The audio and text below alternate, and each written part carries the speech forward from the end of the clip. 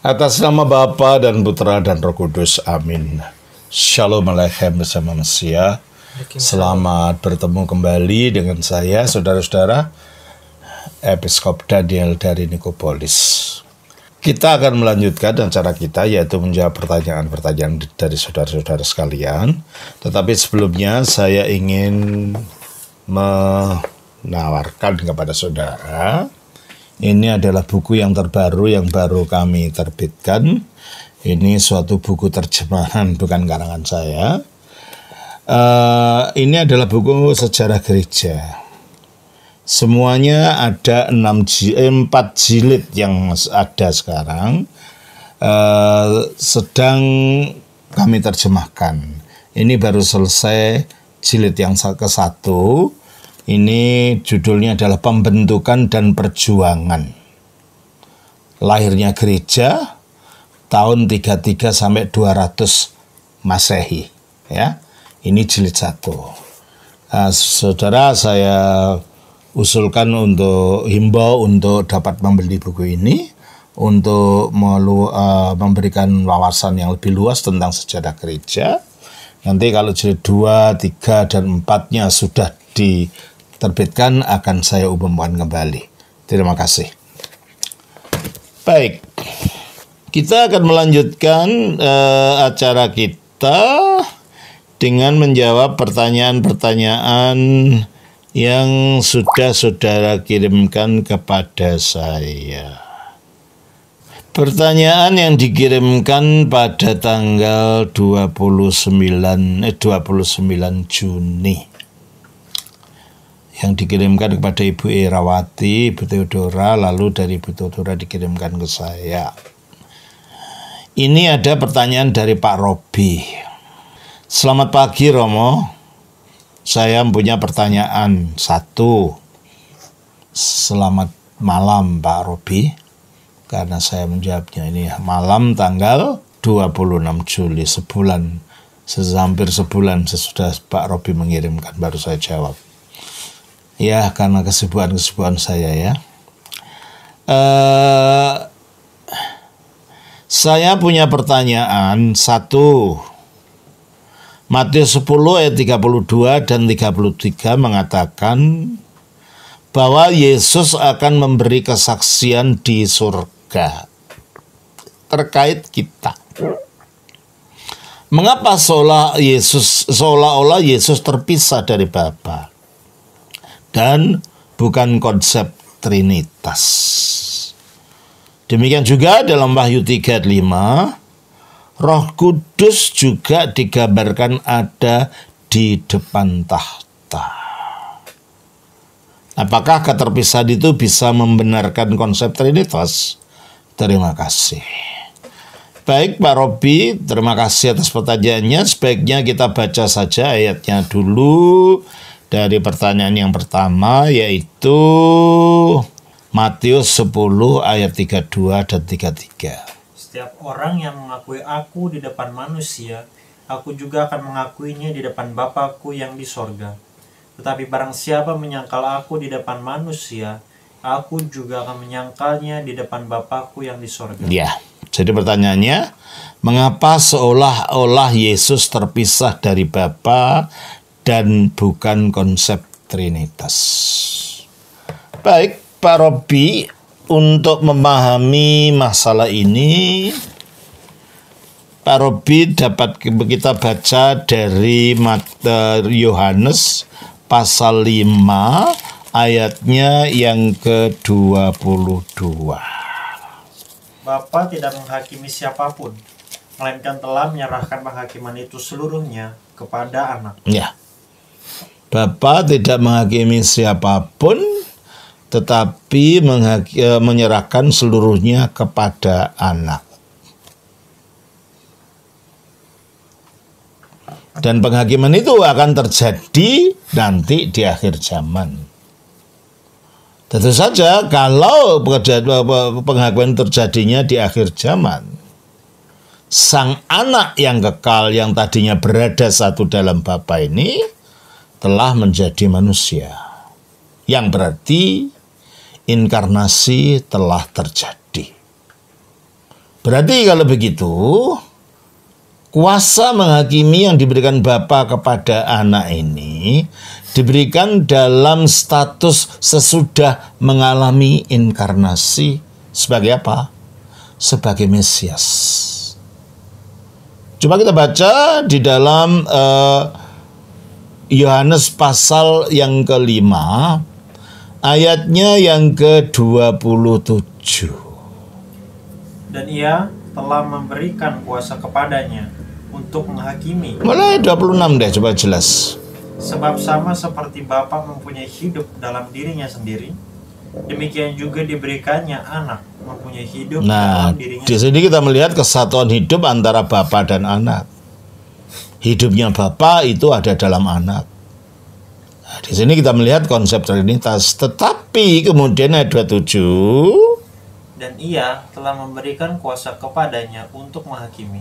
Ya, karena ia adalah anak manusia. Nah, berarti kalau gitu kuasa untuk menghakimi itu diberikan kepada sang anak, sang putra dalam keadaannya sebagai anak manusia. Dan anak manusia ini mempunyai dua makna. Makna pertama ya memang Yesus betul-betul manusia. Firman itu telah menjadi manusia. Tapi makna yang kedua itu adalah merujuk kepada penglihatan Nabi Daniel di dalam Daniel pasal yang ke-7 ayat 13-14. Aku terus melihat dalam penglihatan malam itu, tampak datang dengan awan-awan dari langit seorang seperti anak manusia. Nah, ini ada seorang seperti anak manusia. Karena ada kata-kata seperti, berarti bukan sekedar manusia biasa. Nampak seperti manusia, tapi bukan sekedar manusia biasa, karena dia datangnya dengan awan-awan. Dan di dalam perjanjian lama, penampakan-penampakan yang menyangkut awan, angin, api, itu adalah teofani dari Allah. Penyataan yang ilahi. Jadi yang disebut anak manusia ini mempunyai sifat ilahi karena dia datang dengan awan-awan di langit. Dia menampak seperti anak manusia. Dalam arti bukan dia hanya sekedar manusia.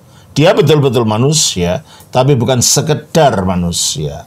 Manusia sebagai penjelmaan dari firman Allah. Firman itu telah menjadi daging. Dan Yohanes 1:1 mengatakan pada mulanya adalah firman, firman itu bersama-sama dengan Allah, dan firman itu adalah Allah. Kembali kepada Daniel pasal 7 ayat 13-14 ini. Aku terus melihat dalam penglihatan malam itu, tampak datang dengan awan-awan dari langit seorang seperti anak manusia. Datanglah ia kepada yang lanjut usianya. Yang lanjut usia ini adalah gambaran daripada keilahian Kristus yang kekal. Makanya lanjut, yang tak ada awalnya. Jadi kalau anak manusia itu gambaran dari kodrat Kristus sebagai manusia, tapi yang adalah telah menjadi manusia sebagai firman yang telah menjadi manusia. Jadi dua-duanya ini, baik anak manusia maupun yang lanjut usia itu, dua-duanya adalah teofani dari dua kodrat Kristus. Kodrat ilahinya dan kodrat manusianya. Kenapa? Ada yang mengatakan ini Allah Bapa, tapi tidak mungkin. Sebab Allah Bapa tak bisa dilihat oleh siapapun. Yang menyatakan selalu anak yang tunggal. Coba kita baca di dalam Yohanes pasal 1 ayat 18. Tidak seorang pun yang pernah melihat Allah, tetapi anak tunggal Allah yang ada di pangkuan Bapa, dialah yang menyatakan. Tidak seorang pun yang pernah melihat Allah, tetapi anak tunggal Allah itu yang menyatakan. Berarti biarpun yang lanjut usianya itu ya penampakan anak tunggal Allah dari sisi ilahinya yang kekal. Yang lanjut ya, dan yang anak manusia itu ya anak tunggal Allah dari sisi inkarnasinya sebagai manusia dan juga sebagai Mesias. Mari kita baca lagi dari Daniel pasal yang ke-7 tadi, ayat 13. Datanglah ia kepada yang lain. Mulai dari ayat 13 dulu. Aku terus melihat dalam penglihatan malam itu, tampak datang dengan awan-awan dari langit, seorang seperti anak manusia. Datanglah ia kepada yang lanjut usianya itu, dan ia dibawa ke hadapannya. Lalu diberikan kepada. Nah ini, jadi yang seperti anak manusia ini datang kepada yang lanjut usia, kepada yang ilahi. Nah, di dalam keilahiannya itulah dia memiliki kuasa itu. Dan kuasa apa? Kuasa di surga dan di bumi. Itu dinyatakan pada waktu dia dibangkitkan dari orang mati dan diangkat ke surga. Kita baca dalam Matius 28 ayat 18. Yesus memberkati mereka dan berkata, kepadaku telah diberikan segala kuasa di sorga dan di bumi. Kepadaku dalam keadaan kemanusiaannya yang telah dimuliakan itu, telah dibangkitkan dan naik ke surga itu, telah diberikan segala kuasa di surga dan di bumi. Dia menjadi, sehingga dia menjadi maha penguasa, raja segala raja. Oleh karena itu dikatakan dalam Wahyu pasal 19 ayat 16. Dan pada jubahnya dan pahanya tertulis suatu nama, yaitu Raja segala raja dan Tuhan di atas segala Tuhan. Tuhan di atas segala Tuhan itulah yang disingkat dari Tuhan. Jadi kalau kita menyebut Tuhan Yesus, bukan otomatis artinya Allah Yesus. Artinya sang orang yang diberi segala kuasa, yang diangkat dalam kemuliaan, yaitu Mesias. Makanya ketika Yesus ditanya tentang apakah dirinya itu Mesias, dikatakan oleh orang-orang, oleh para pemimpin agama waktu itu di dalam Matius pasal 26 ayat 63 sampai 65. Tapi Yesus tetap diam, lalu kata imam besar itu kepadanya, demi Allah yang hidup, katakanlah kepada kami, apakah engkau Mesias, anak Allah atau tidak?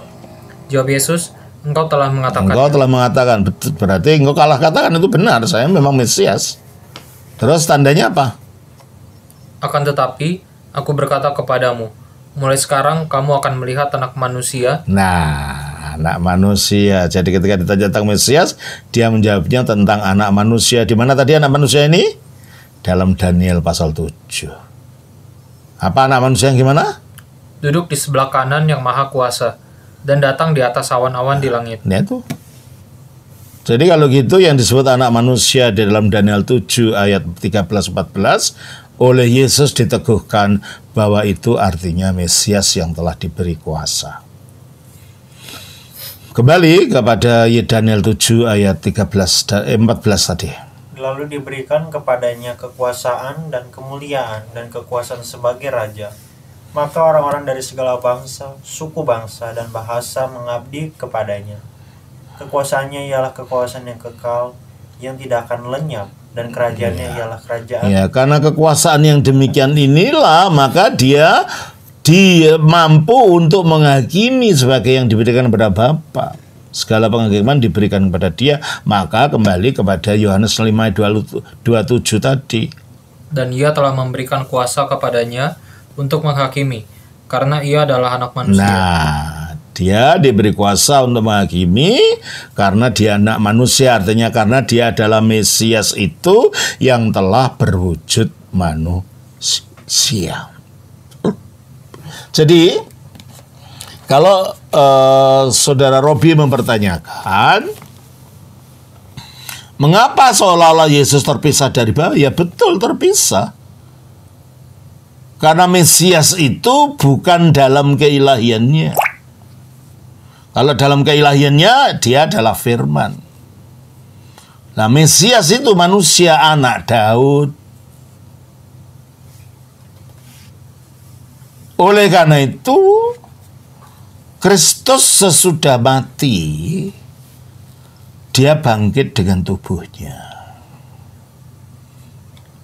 Dan dia naik ke surga dengan tubuh yang sama, tetapi yang telah dimuliakan itu. Coba kita lihat di dalam Kisah Rasul pasal 1 ayat 4 sampai 9. Pada suatu hari ketika ia makan bersama-sama dengan mereka. Nah, ini sudah bangkit loh ini. Sudah bangkit masih bisa makan bersama murid-muridnya. Berarti dia bangkit dengan tubuh kemanusiaannya. Dia tidak perlu makan, tetapi dia bisa makan. Karena apa? Karena dia masih memiliki tubuh manusia sesudah kebangkitannya itu.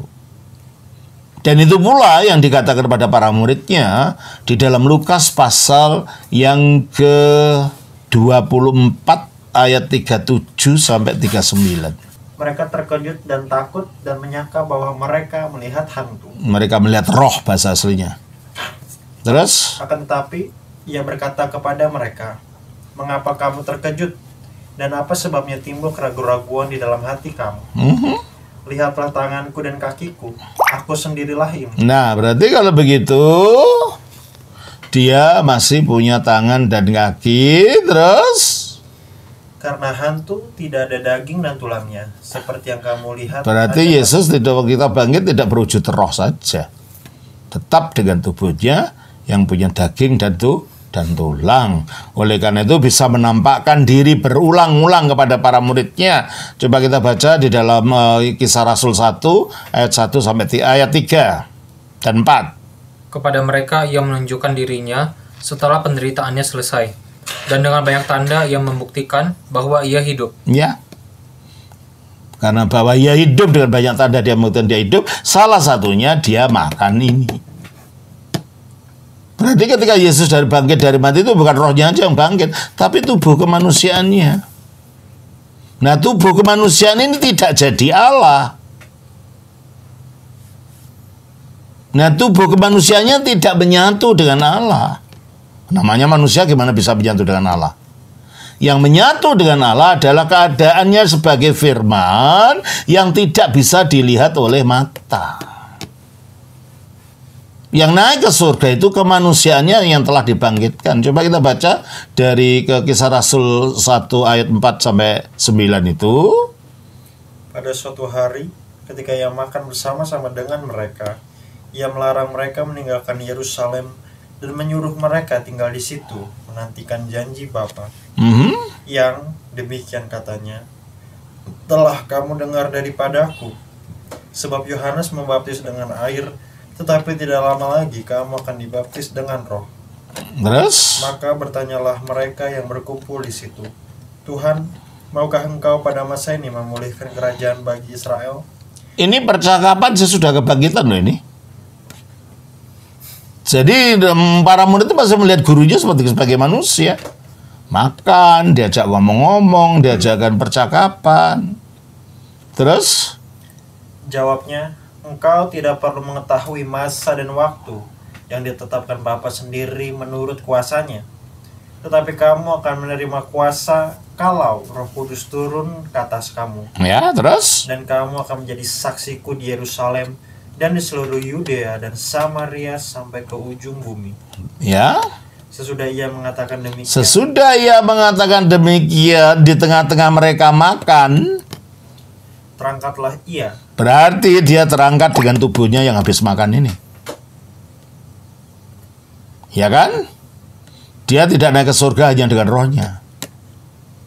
Terangkatlah ia disaksikan oleh mereka. Nah, terangkatnya disaksikan oleh mata murid-muridnya melihat dia.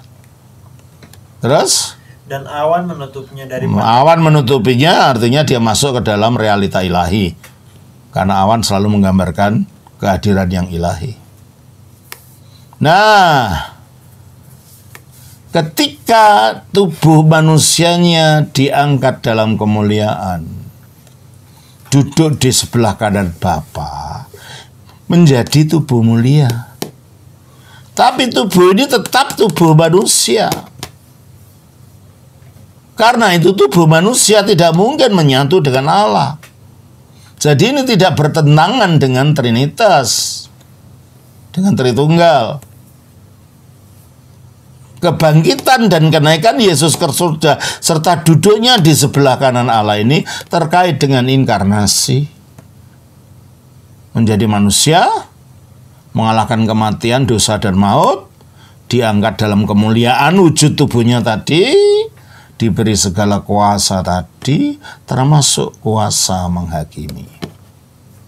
Sementara wujud keilahiannya nggak nampak mata, dia satu dengan Bapa. Oleh karena itu kelihatan dua karena memang ada Allah yang tak nampak mata dan ada manusia yang dimuliakan di sebelah Allah. Dan yang manusia ini adalah Mesias. Yang tidak mungkin kemanusiaan itu melebur pada kealahan. Kemanusiaan tetap kemanusiaannya meskipun dimuliakan. Dan itulah yang dilihat oleh Stefanus waktu dia dilempari batu orang Yahudi sebagai martir. Kita baca di dalam Kisah Rasul pasal 7 ayatnya 55 dan 56. Tetapi Stefanus yang penuh dengan Roh Kudus menatap ke langit, lalu melihat kemuliaan Allah. Lalu melihat kemuliaan Allah, yang dilihat kemuliaan sinar cahaya. Allah tidak kelihatan karena tak seorang pun pernah melihat Allah. Nah, di dalam kemuliaan Allah inilah Sang Firman berada satu yang tidak bisa dilihat manusia. Nah, di dalam kemuliaan Allah inilah Sang Roh juga bersatu dengan Bapa yang tidak bisa dilihat oleh manusia. Nah, di situ letaknya Tritunggal. Apa terus? Tetapi Stefanus yang penuh dengan Roh Kudus menatap ke langit, lalu melihat kemuliaan Allah, dan Yesus berdiri di sebelah kanan Allah. Coba perhatikan, Yesus masih dalam wujud manusia, tapi manusia yang termuliakan. Karena tidak mungkin manusia biasa bisa duduk di sebelah kanan Allah, itu tidak mungkin. Tapi manusia yang dimuliakan ini. Terus? Lalu katanya, sungguh aku melihat langit terbuka, dan anak manusia berdiri di sebelah kanan Allah. Jadi ini kasusnya bukan kasus Trinitas atau Tritunggal. Kasusnya adalah kasus inkarnasi. Firman Allah setelah menjadi manusia tidak kehilangan kemanusiaannya, tetapi kemanusiaan itu dimuliakan dan kemanusiaan itu diangkat, didudukkan di sebelah kanannya sebagai Mesias keturunan Daud, Raja Daud yang kekal. Jelas ya, Pak Robi ya? Baik, yang selanjutnya yang Pak Robi tanyakan adalah demikian juga dalam Wahyu 3 ayat 5, Roh Kudus juga digambarkan ada di depan tahta. Apakah keterpisahan itu bisa membenarkan konsep Trinitas? Terima kasih. Tolong baca Wahyu 3 ayat 5. Barang siapa menang, ia akan dikenakan pakaian putih yang demikian. Aku tidak akan menghapus namanya dari kitab kehidupan, melainkan aku akan mengaku namanya di hadapan Bapakku dan di hadapan para malaikatnya. Mungkin saudara Pak Robi salah kutip ya. Nggak ada ayat 3, Wahyu 3 ayat 5. Coba Wahyu 4 ayat 5. Dan dari tahta itu keluar. Iya. Malah ayat 4. Wahyu 4 ayat 4. Dan sekeliling tahta itu ada 24 tahta. Dan di tahta-tahta itu duduk 24 tua-tua yang memakai pakaian putih dan mahkota emas di kepala mereka. Dan dari tahta itu keluar kilat dan bunyi guruh yang menderu, dan 7 obor menyala-nyala di hadapan tahta itu. Itulah ketujuh roh Allah. Ya. Ini adalah gambaran, bukan membicarakan realitas seadanya. Karena kitab Wahyu ini isinya adalah simbol-simbol. Dengan mengatakan roh Allah ada di mana? Keluar dari mana? Kilat dan bunyi guruh yang menderu, dan 7 obor itu menyala-nyala di hadapan tahta. Dan obor itu apa? Itulah ketujuh roh Allah. Itulah ketujuh roh Allah. Ini adalah simbol Bahwa dia keluar dari tahta berarti dia keluarnya dari Allah. Karena tahta itu menyimbolkan kemahakuasaan Allah.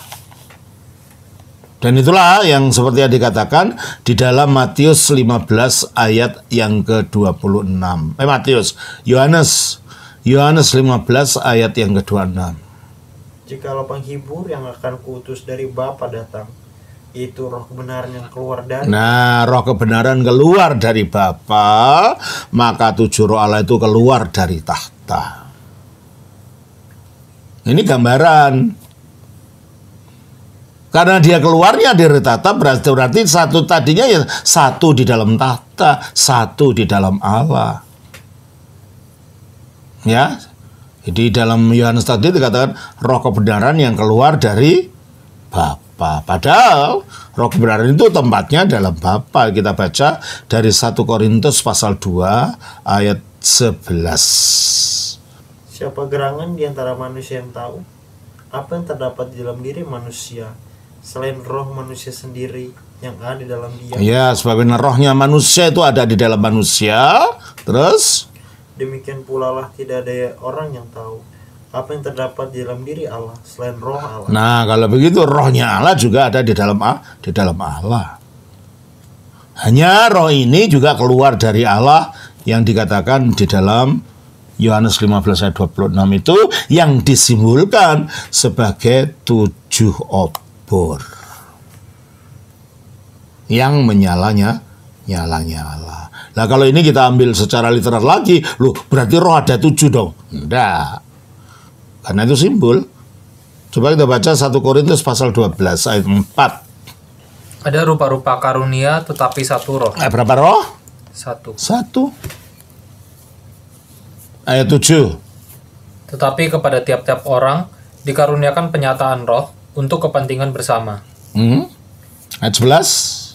Tetapi semuanya ini dikerjakan oleh roh yang satu dan yang sama. Ya, roh yang bagaimana? Roh yang satu dan roh yang sama. Berarti roh Allah itu hanya satu, tinggalnya dalam Allah. Tetapi juga keluar dari Allah. Nah, keluarnya inilah yang disimbolkan sebagai obor yang keluar dari tahta. Mengapa 7?